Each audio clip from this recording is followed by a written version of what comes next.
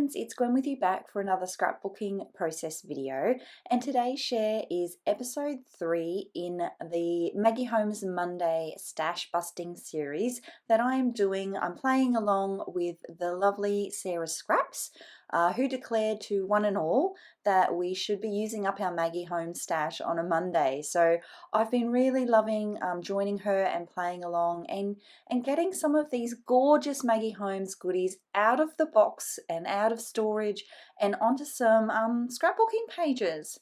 So today I'm going to be using predominantly the Chasing Dreams collection. So that one is a few years old now, and that's the photo that I'll be using. And it's one that was taken of my very best friend Kim and I when we were at we go away once a year on a girls trip to Melbourne. So yeah, that's where that photo was taken, and this is sort of the idea and the plan for the page. Now, the cut file that I'm using there is one of mine from Cut to You, and it is called Snapshots. So initially when I designed that one, I had actually planned for it to be a really great design for multi-photo layouts where you could put smaller printed photos in the frames that were in the design, and that it's actually one big piece that sits as a background to the page. But for this layout, I wanted to use up some of those paper scraps that I had. All of the boxes that I filled with pattern paper there, all of those papers have come from 6x6 paper pad. So yeah, it was a really great way to use up the scraps that I had. I think I had 3 or 4 different designs of pattern paper, and I just mixed and matched them. I actually ran out, which is why some of the boxes there are empty. But I ended up really liking the look of that. I like how some of I like how you can see the background through some of the boxes, and it's sort of a little bit, it kind of brings in that idea of empty space. Now, the idea of for the design of the page was to create quite a large photo mat slash embellishment, sort of quite a heavy embellishment sort of area at the bottom right hand side of the page. And then I wanted to balance that out, because if it was just that, it would look very bottom heavy. And the top would look very empty. So to balance out that larger cluster at the bottom on the right, I've got the smaller part of the cut file, and it's positioned towards the left at the top of the page. So I find that that's a really great way to make a page that's not center focused but keep it balanced. Okay, so did you see that little box of goodies there? Well, that is a box of random Maggie Holmes things, a mixture of all kinds of collections. There's chipboard, there's ephemera, there's stickers, and they, at some point, I'm not sure when, I must have just shoved a whole heap of stuff into that box. And funny thing, if you watched the first video in this series, which it wasn't actually a layout video, it was a video where I just go through my entire stash and just see what I had to begin with to stash bust, just so that I kind of had an idea of the scope of the supplies that I had. That box is not in that video, because when I made that video, I did not know about that box. So yeah, there's that. So I'm on a mission.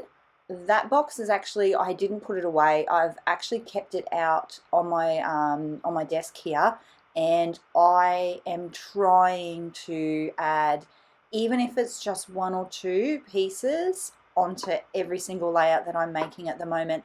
Yeah, sometimes it might just be 1, and sometimes I haven't been able to, but it's definitely top of my mind and a real focus for now, just to try and get some of that stash used up. I did also get Caitlin, my daughter, to, she loves sorting, excuse me, loves sorting. So I actually said to her, hey, sweetie, can you sort all of these in by colour. So they're now in baggies, all by colour, which actually makes it a lot easier for me to access what's in there. And yeah, hopefully I can get that used up. Okay, so the layout is coming along now. I'm getting much happier with how it's all looking.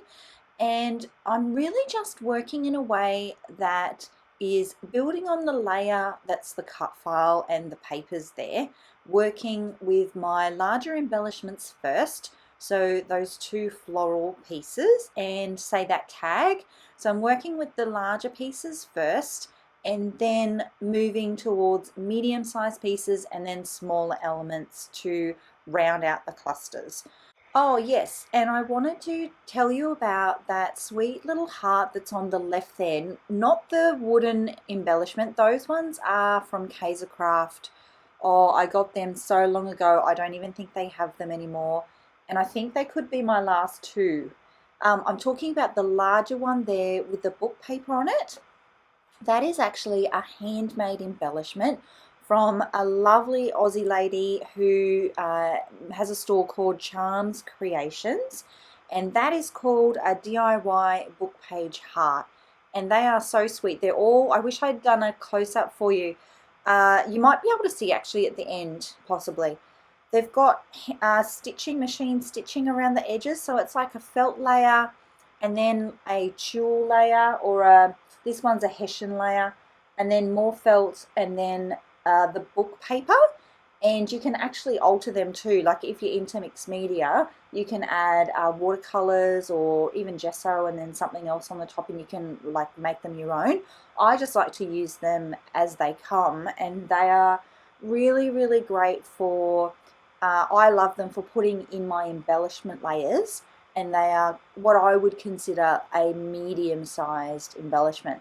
So they layer really well. So on the left there, I've got like the larger, what I would call a large embellishment, so the floral die cuts and then the tag. Then I've got the heart nestled in there, which is my medium, and then I've got that smaller wooden heart, which is the small. And that makes up the embellishment layers, and that is kind of a bit of a recipe for how I do my clusters. Something large at the bottom, something medium-sized towards the middle of the cluster, and then smaller elements on top. Okay, so for that top section, I do actually have a bit of trouble up there. Couple of reasons, mainly because of that bottom square that is not backed by pattern paper.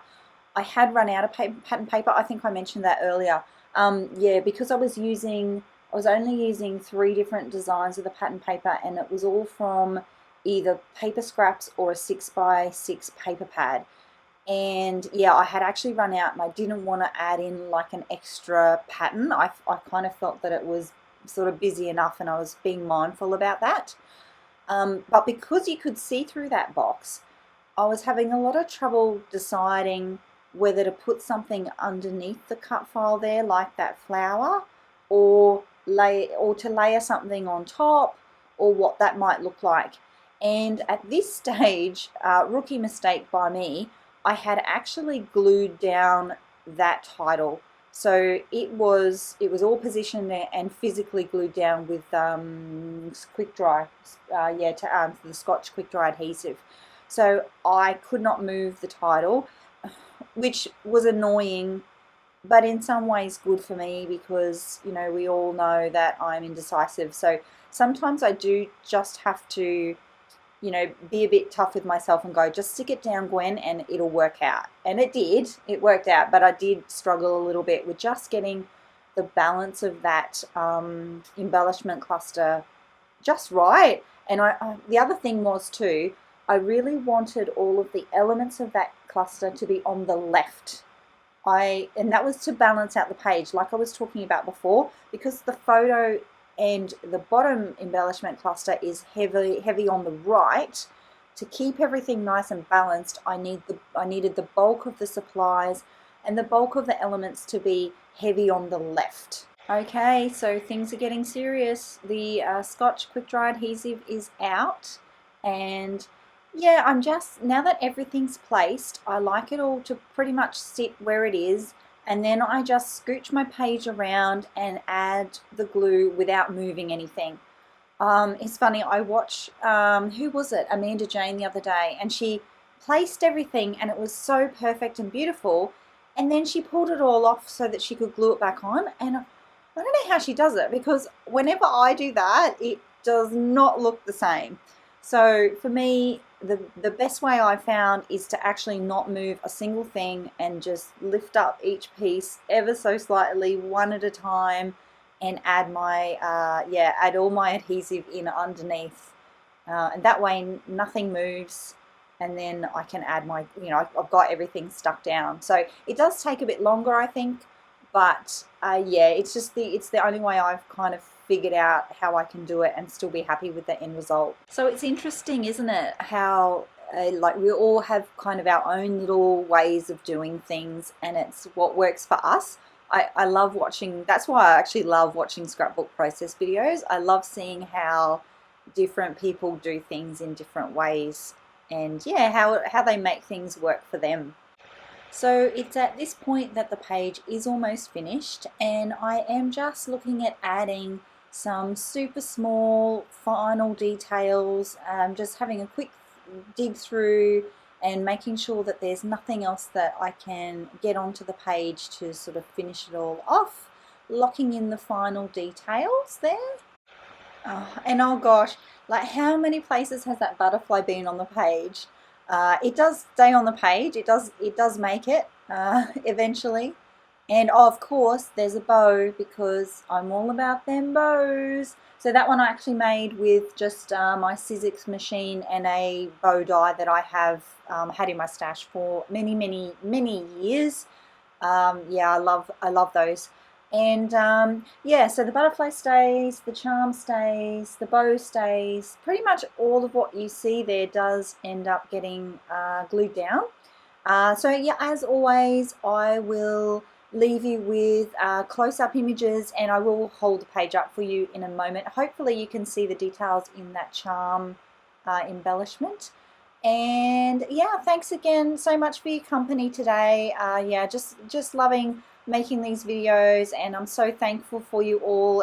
The support's been so lovely. I hope that my page today has inspired you to pull out your Maggie Holmes stash, and of course, if you do make something, be sure to tag me. I'll see you next time, creative friends. Until next time, bye.